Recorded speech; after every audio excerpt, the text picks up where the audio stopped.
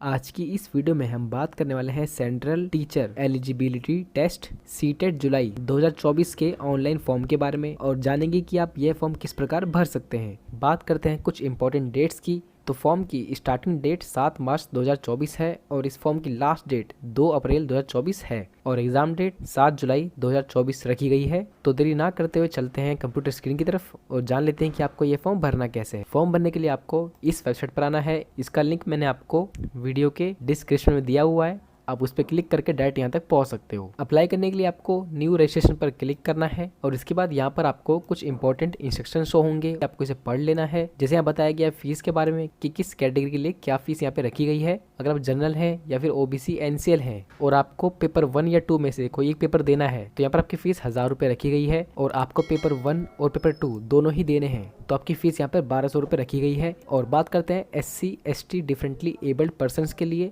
अगर आप SC ST से हैं, डिफरेंटली एबल्ड पर्सन है तो आपको एक एग्जाम देना है तो आपकी फीस 500 रुपये रखी गई है और आपको दोनों एग्जाम देने हैं पेपर 1 और पेपर 2 तो यहाँ पर आपकी फीस 600 रुपये रखी गई है और पेमेंट आप ऑनलाइन माध्यम से कर सकते हो। डिटेल्स पढ़ने के बाद यहाँ पर आपको I have downloaded information bulletin पर क्लिक करना है और इसके बाद आपको क्लिक हेड टू प्रोसीड पर क्लिक करना है। इसके बाद आपके सामने एप्लीकेशन पेज ओपन हो जाएगा। यहाँ पर सबसे पहले है कैंडिडेट्स नेम। सबसे पहले यहाँ पर आपको आपका नाम भरना है और इसके बाद है फादर्स नेम। यहाँ पर आपको आपके पिताजी का नाम एंटर करना है। इसके बाद यहाँ पर आपको मदर्स नेम फिल करना है और इसके बाद डेट ऑफ बर्थ। यहाँ पर आपको आपके डेट मंथ ईयर सिलेक्ट कर लेना है और इसके बाद जेंडर, अपना जेंडर सिलेक्ट करेंगे, मेल फीमेल ट्रांसजेंडर सिलेक्ट कर लेंगे और उसके बाद आइडेंटिटी टाइप। तो यहाँ पर आपको एक आईडी कार्ड देना होगा, जैसे voter card, passport, bank passbook with photograph, ration card with photograph और any other government identity with photograph या फिर ड्राइविंग लाइसेंस। आपको इनमें से कोई एक आईडी कार्ड देना होगा और अगर आपके पास इनमें से कुछ भी नहीं है और आपको अपना आधार कार्ड देना हो तो आप दे सकते हो। उसके लिए आपको any other valid government identity with photograph पर क्लिक करना है और यहाँ पर आपको आपका आधार नंबर फिल कर देना है। इसके बाद है कॉन्टैक्ट डिटेल्स। तो यहाँ पे है प्रेमिसेस नंबर, यहाँ पर आपको आपका house number, street number, block number हो गया, आपका एरिया का नाम हो गया, यहाँ पर आपको डिटेल्स देनी है।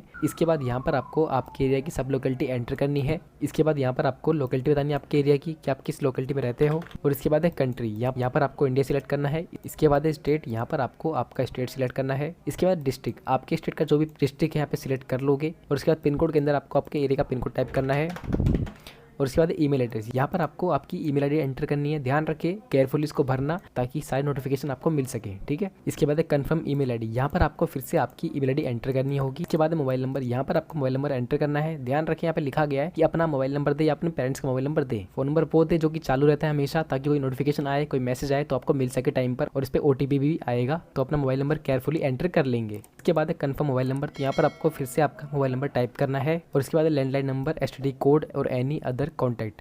ये ऑप्शनल है, देना चाहो तो आप दे सकते हो वरना इसको खाली छोड़ सकते हो। इसके बाद है परमानेंट एड्रेस। तो देखिए अगर आपको कोई परमानेंट एड्रेस है तो यहाँ पे टाइप कर देंगे और अगर आपका प्रेजेंट एड्रेस और आपका परमानेंट एड्रेस सेम है तो यहाँ पर आपको क्लिक करना है सेम एज प्रेजेंट एड्रेस पर और उसके बाद आपका प्रेजेंट एड्रेस परमानेंट एड्रेस के अंदर फिल हो जाएगा, ठीक है। इसके बाद है चूज पासवर्ड, यहाँ पर आपको एक पासवर्ड क्रिएट करना होगा। पासवर्ड आपका 8 से 13 कैरेक्टर का होना चाहिए। पासवर्ड के अंदर एक अपर केस, एक लोअर केस, एक स्पेशल कैरेक्टर, एक न्यूमेरिकल वैल्यू होनी चाहिए, ठीक है। एग्जाम्पल दे रहा हूँ, ये देखो आपको एग्जाम्पल दे रहा हूँ, आप देख लीजिए। यहाँ पर मैंने पहला वर्ड बड़ा किया है, बाकी सारे छोटे किए हैं और एक स्पेशल कैरेक्टर यूज़ किया है और मैंने 1 2 3 4 गिनती यहाँ पे लिख दी है, ठीक है।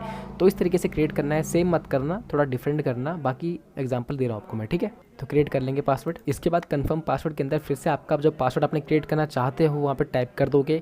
इसके बाद सिक्योरिटी क्वेश्चन, यहाँ पर आपको एक सिक्योरिटी क्वेश्चन एंटर करना पड़ेगा। जैसे कि मान लीजिए इसमें से आप कोई भी सिक्योरिटी क्वेश्चन सिलेक्ट कर सकते हो, जैसे कि which is the website you rarely visit. तो इस पर क्लिक कर देते हैं और अपना आंसर टाइप कर देंगे। जैसे मैं विजिट करता हूँ सीटेट के ऊपर, मैं यहाँ पे सीटेट लिख दूंगा। इसके बाद है एंटर सिक्योरिटी पिन, यहाँ पर आपको दिख रहा है कैप्चा कोड, आपको एक कैप्चा कोड यहाँ पे टाइप करना है और इसके बाद आपको सबमिट पर क्लिक करना है और उसके बाद रिव्यू पेज शो हो रहा है आपको कि सब कुछ अच्छे से चेक करें। मैं क्लोज करता हूँ इसको। इसके बाद देखिए आपके सामने रिव्यू पेज ओपन हो गया है, आपको चेक कर लेना अच्छे से। कुछ भी गलती हो तो यहाँ पे एडिट रजिस्ट्रेशन फॉर्म पे क्लिक करके ठीक कर सकते हो, वो सब कुछ ठीक है। तो यहाँ पर आपको फील्ड्स को वेरीफाई करना है, जैसे कि मेरा नाम ठीक है, जेंडर ठीक है, फादर नेम ठीक है, एड्रेस ठीक है, मदर नेम ठीक है, मोबाइल नंबर ठीक है, डेट ऑफ बर्थ ठीक है, ईमेल आईडी ठीक है। इसके बाद यहाँ पर आपको आई एग्री पर क्लिक करना है और आपको सबमिट एंड सेंड OTP पर क्लिक करना है। इसके बाद यहाँ पर आपको यस करना है। इसके बाद आपके मोबाइल नंबर पर OTP आएगा, आपको वह OTP यहाँ पे टाइप करना है और आपको सबमिट रजिस्ट्रेशन फॉर्म पर क्लिक करना है और इसके बाद यहाँ पर आपका एप्लीकेशन नंबर जनरेट हो जाएगा। आएगा और आपका जो पासवर्ड है वो आपको पता ही है, जो आपने बनाया था वही आपका पासवर्ड है, तो कंफ्यूज मत होना कि पासवर्ड क्या है, ठीक है। और उसके बाद देखिए फॉर्म भरने से पहले एक काम जरूर करें कि अपनी मेल आईडी को वेरीफाई जरूर करें। आपको इस पर क्लिक करना है, वेरीफाई ईमेल आईडी पर, और इस पर क्लिक कर देना है। और इसके बाद यहाँ पर आपको यह कैप्चा कोड टाइप करना है और इसके बाद आपको सबमिट पर क्लिक करना है और इसके बाद आपकी मेल आईडी पर एक ओटीपी आएगा, आपको वह ओटीपी यहाँ पे टाइप कर देना है। इसके बाद आपको वेरीफाई पर क्लिक करना है। तो देखिए मेल आईडी वेरीफाई हो गई है।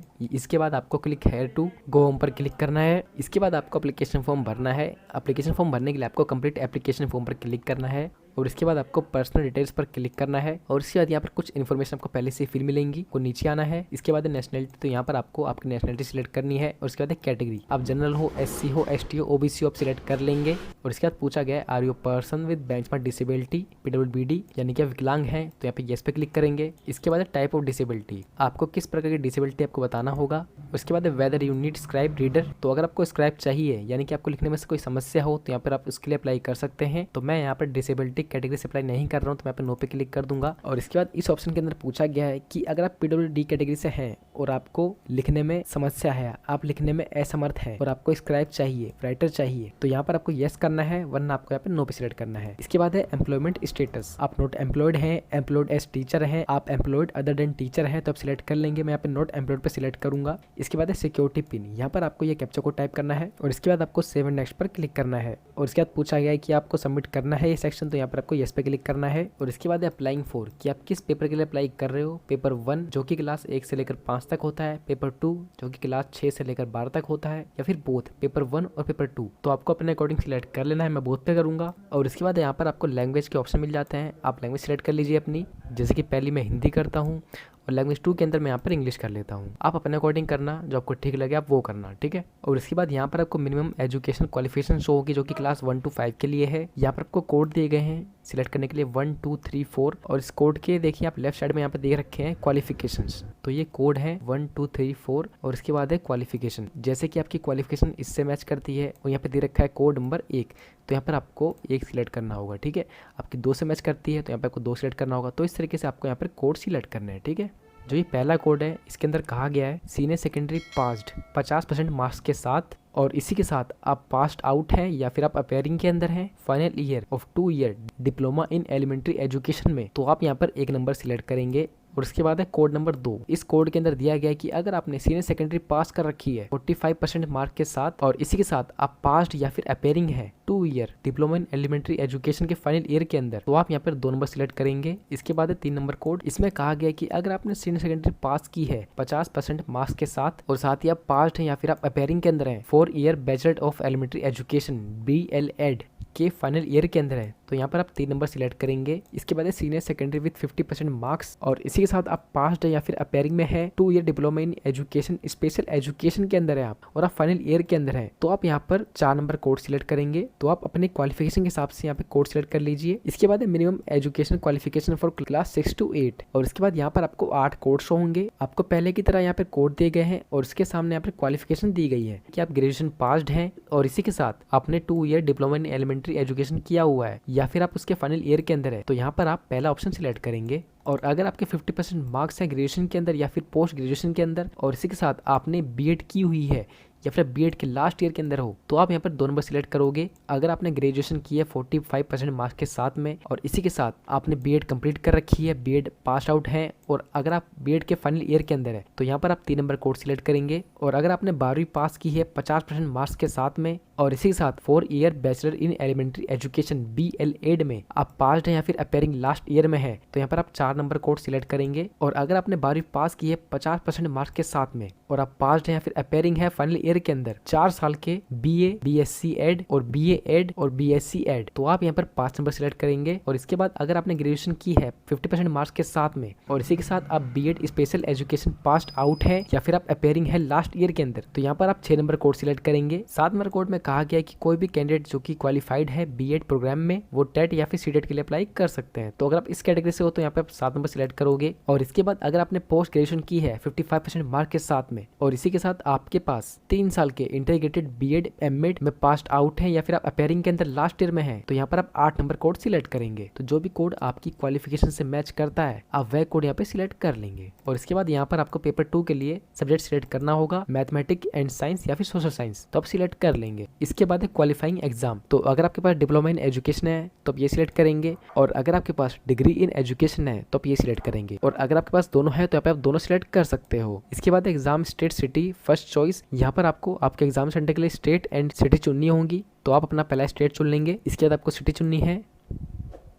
ऐसे ही आपको यहाँ पे चारों प्रेफरेंस चुन लेने हैं। मैं यहाँ पे सारे दिल्ली के चुन ले रहा हूँ, आप अपने अकॉर्डिंग कर लेना। इसके बाद यहाँ पर आपको ये सिक्योरिटी पिन टाइप करना है और आपको 7 नेक्स्ट पर क्लिक करना है। इसके बाद यहाँ पर आपको येस पे क्लिक करना है। इसके बाद यहाँ पर आपको एजुकेशन डिटेल्स एंटर करनी होगी। यहाँ पूछा गया डिप्लोमा इन एजुकेशन आप पास्ड है या फिर अपेयरिंग में आप सिलेक्ट कर लेंगे। इसके बाद ईयर ऑफ पासिंग कि आपने डिप्लोमा इन एजुकेशन कब पास की है, आप ये सिलेक्ट कर लेंगे। इसके बाद कोर्स स्ट्रीम नेम, यहाँ पर आपको एजुकेशन एलिमेंट्री एजुकेशन सिलेक्ट करना है। इसके बाद बोर्ड यूनिवर्सिटी नेम, आपने किस यूनिवर्सिटी से पास किया आप सिलेक्ट कर लेंगे। और अगर यहाँ पर आपकी यूनिवर्सिटी का नाम नहीं आता है तो यहाँ पर आप अदर पे क्लिक करेंगे, और इसके बाद यहाँ पर आप मैनुअली अपनी यूनिवर्सिटी का नाम एंटर कर देंगे। इसके बाद रिजल्ट मोड कि आपका रिजल्ट परसेंटेज था या फिर सीजीपीए था, आप सिलेक्ट कर लेंगे। और इसके बाद आपको बताना है कि टोटल मार्क्स क्या थे और आपने कितने अंक प्राप्त किए थे। और उसके बाद इंस्टीट्यूट पिन कोड, आपका इंस्टीट्यूट जहाँ पे था उस एरिया का पिन कोड क्या था यहाँ पे टाइप कर देंगे। और उसके बाद यहाँ पर आपको ऐसे ही डिग्री इन एजुकेशन की डिटेल्स डालनी होंगी कि आपने डिग्री इन एजुकेशन कहाँ से किया है, आप पास है फिर अपेयरिंग आप सिलेक्ट कर लेंगे। इसके बाद ईयर ऑफ पासिंग आपने कब पास की है। और उसके बाद है कोर्स स्ट्रीम नेम, तो यहाँ पर आप एजुकेशन एलिमेंट्री एजुकेशन सिलेक्ट कर लेंगे। इसके बाद बोर्ड यूनिवर्सिटी नेम, आप यहाँ पर अपनी यूनिवर्सिटी का नाम सिलेक्ट कर लेंगे।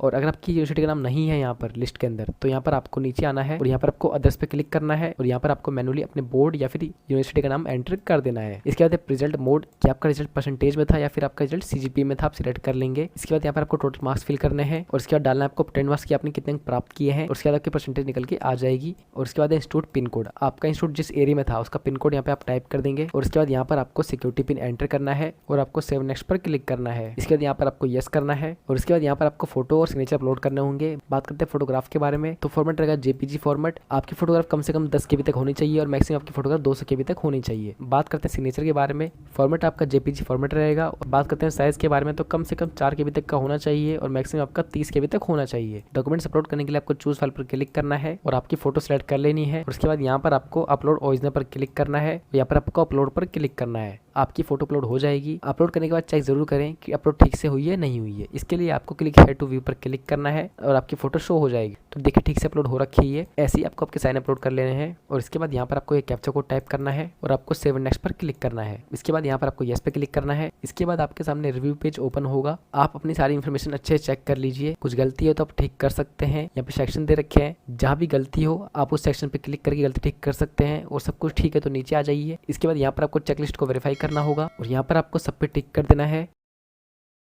और आपको आई एग्री पर क्लिक करना है और आपको फाइनल सबमिशन ऑफ एप्लीकेशन पर क्लिक करना है। तो यहाँ पर आपको येस पे क्लिक करना होगा, और इसके बाद आपको इस फॉर्म की पेमेंट करनी होगी। फीस पे करने के लिए आपको पे फीस पर क्लिक करना है। इसके बाद आपको प्रोसीड फॉर पेमेंट पर क्लिक करना है और यहाँ पर आपको ओके पर क्लिक करना है। इसके बाद यहाँ पर आपको any debit credit card net banking पर क्लिक करना है और यहाँ पर आपको प्रोसीड फॉर पेमेंट पर क्लिक करना है। इसके बाद यहाँ पर आपको पेमेंट की काफी सारे मोड्स होंगे, जैसे कि net banking, credit card, debit card, QR code, UPI ID। आप इनमें से किसी भी ऑप्शन से पेमेंट कर सकते हो। पेमेंट करने के बाद आपको आपके एप्लीकेशन फॉर्म का प्रिंट आउट मिल जाएगा, जिसे आप सेव करके रख सकते हो और उसका प्रिंट आउट निकलवा सकते हो। तो इस प्रकार आपको सीटेट जुलाई 2024 का फॉर्म भरना है। मैंने आपको स्टेप बाय स्टेप गाइड किया इस फॉर्म के बारे में, आपको हर एक इन्फॉर्मेशन बारीकी से दी है मैंने। आई होप आपको ये वीडियो पसंद आई होगी। अगर आपको ये वीडियो पसंद आई हो तो वीडियो को लाइक जरूर करें और चैनल को सब्सक्राइब जरूर करें। इसी के साथ वीडियो गाइड करते हैं। धन्यवाद, आपका दिन शुभ हो।